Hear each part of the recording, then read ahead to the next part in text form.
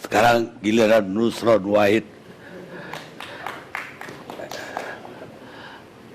Ini di tim ses jabatannya apa? Saya ketua partai, Pak. Tidak di tim sukses. Menghantarkan tim sukses. Ketua partai. Ya, ketua partai bidang pemenangan pemilu di Partai Golkar. Saya kira udah ketua Partai Golkar. Iya. Assalamualaikum warahmatullahi wabarakatuh. Bapak Ibu sekalian yang kami hormati, umat Islam ini memang biasa ramai. Ramainya umat Islam itu selalu disebabkan oleh dua hal. Kalau nggak salah paham, pahamnya salah. Selalu itu aja. Kalau nggak salah paham, ya pahamnya salah. Saya ingin menegaskan di sini, yang namanya teks apapun itu bebas tafsir, bebas makna. Yang namanya Al-Quran, yang paling sah untuk menafsirkan, yang paling tahu tentang Al-Quran itu sendiri adalah Allah Subhanahu wa Ta'ala dan Rasul, bukan Majelis Ulama Indonesia, bukan Ahmad Dhani, bukan Daniel Simanjuntak, bukan juga saya maupun sama Hamka Haq, bukan itu. Al-haqqu min rabbik, kebenaran itu hanya datang dari Allah Subhanahu wa Ta'ala. Itu adalah ilmu tafsir. Yang paling tahu tentang teks ya orang yang membuat teks itu sendiri. Dalam ilmu sastra, Mas Fadli senior saya di UI, ada namanya proses kreatif. Yang paling tahu tentang makna puisinya Taufik Ismail, ya Taufik Ismail. Bukan kita menerjemahkan seakan-akan. Karena itu kiai-kiai saya, guru-guru saya, ulama-ulama saya dulu, ketika memaknai Al-Quran saya ngaji, tidak pernah mengklaim dirinya paling benar.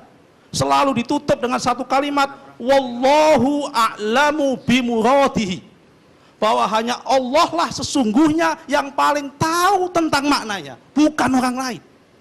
Karena itu kalau menjadi ulama, menjadi kiai, mengutip Al-Quran, jangan hanya mengutip dengan surat Al-Quran yang terjemahan. Man laisa syekh bil Quran wa syekhu wa syaiton. Barang siapa yang belajar Al-Quran tanpa guru, gurunya setan, multi interpretasi. Yang paling tahu tentang apa yang disampaikan si Buyani, ya si Buyani. Guntur bebas menafsirkan. Karena itu perlu tabayun. Malam ini dia menjelaskan, maksud saya nggak seperti itu. Yang paling tahu tentang apa yang disampaikan oleh Ahok di Pulau Seribu, ya Ahok, bukan orang lain. Itu ilmu tafsir, itu ilmu teks, hermeneutik. Karena itu dia tabayun, dia menjelaskan, dia minta maaf, saya tidak pernah bermaksud menyakiti umat Islam, saya tidak bermaksud mengakukan seperti itu dilakukan. Pertanyaan saya, saudara saya Nasir Jamil tadi mengatakan perlu tabayun. Majelis Ulama Indonesia hari ini membuat keterangan itu, yang katanya dijadikan lisensi, apakah sudah melakukan tabayun, datang kepada Ahok atau memanggil Ahok? Maksudnya seperti itu. Tabayun itu harus memanggil orangnya, bukan berpendapat sendiri. Itu tabayun. Bukan berpendapat sendiri, itu tabayun. Ini saya sampaikan dengan kebenaran. Untuk membuktikan apa yang saya sampaikan, saya ingin mengutip sebuah hadis Nabi. Nabi pernah mengatakan, khairul quruni qarni summal ladzina yalunahum summal ladzina yalunahum summal ladzina yalunahum.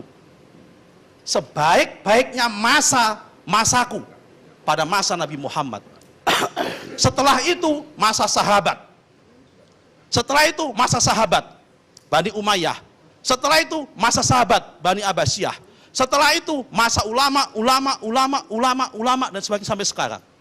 Ini adalah mana derajat kebaikan. Saya ingin bertanya, sejarah membuktikan Pak Karni tidak ngarang. Pada abad Bani Abbasiyah, Khalifah Abbasiyah ke-16, Sultan Khalifah Al-Mu'tadid Billah pernah mengangkat seorang gubernur namanya Umar bin Yusuf, seorang Kristen taat, menjadi gubernur di Al-Anbar, Irak. Apakah di waktu itu tidak ada surat Al-Maidah 51 pada zaman itu? Apakah pada masa itu tidak ada ulama-ulama yang menafsirkan Al-Maidah? Mohon maaf. Apakah ulama-ulama yang pada masa itu kalah soleh, kalah alim dengan ulama-ulama hari ini? Bukti kedua, saya ingin mengatakan, dari semua ayat Al-Quran, terjemahan Al-Quran, hanya teks bahasa Indonesia saja yang memaknai bahwa aulia itu pemimpin. Bahasa Inggris tidak ada. Waktu ada 1 menit. Ya kan? Tidak ada seperti itu. Karena itu Bapak Ibu sekalian, ini semua apa yang disampaikan Ahok itu tidak lepas dari konteks sosial hari ini. Sebelum Ahok dilantik menjadi gubernur menggantikan Pak Jokowi, sudah ada kok. Di ILC ini juga saya hadir, yang mengatakan menolak Ahok jadi gubernur pada saat itu. Karena juga dengan ayat ini juga. Dan bahkan kemudian membuat gubernur tandingan. Saya ingin mengatakan, Indonesia ini negara Pancasila. Namanya negara Pancasila itu adalah hukum-hukum Islam, syariat Islam adalah harus kita hormati dalam konteks ranah privat. Tapi dalam konteks pengambilan keputusan ada konsensus bersama. Misakon golidon yang namanya Pancasila itu. Di dalam Pancasila sudah jelas Muslim, non-Muslim boleh menjadi pemimpin, boleh menjadi apapun. Karena itu Bapak sekalian, fakta mengatakan yang menggunakan ayat Al-Maidah untuk menolak Ahok hari ini di masjid-masjid itu ada. Jangan mengatakan tidak ada. Di YouTube ada. Nah, karena itu apa yang disampaikan Ahok sudah jelas. Dia menyampaikan tabayun bahwa apa yang disampaikan itu tidak bermaksud melecehkan maupun menistakan Al-Quran, apalagi umat Islam, apalagi agama Islam. Tidak bermaksud seperti itu. Itu jelas. Yang paling tahu tentang omongan Ahok, ya Ahok sendiri. Yang paling tahu tentang Al-Quran, yang paling tahu tentang Al-Quran, ya Allah Subhanahu wa Ta'ala. Ya, itu udah yang ada. paling tahu tentang si Buyani, ya si Buyani itu sendiri. Itu udah ada sebutkan tadi. Oke, karena itu sekalian, kalau kita ingin berpolitik sebagai negara Pancasila, ayo kita sepakat bersama-sama malam ini, hentikan penggunaan ayat-ayat untuk politik. Ayat Al-Maidah tidak ada kaitannya dengan politik. Ayat Al-Maidah multi tafsir. Karena multi tafsir tidak usah dipakai justifikasi untuk menistakan orang, untuk melawan orang dan sebagainya. Kita kembalikan cita-cita besar kita sebagai bangsa Indonesia. Mendirikan negara ini susah. Baik. Mempertahankan negara ini jauh lebih susah. Karena itu negara ini tidak boleh bubar hanya karena urusan-urusan sepele. Baik. Sekian, terima kasih.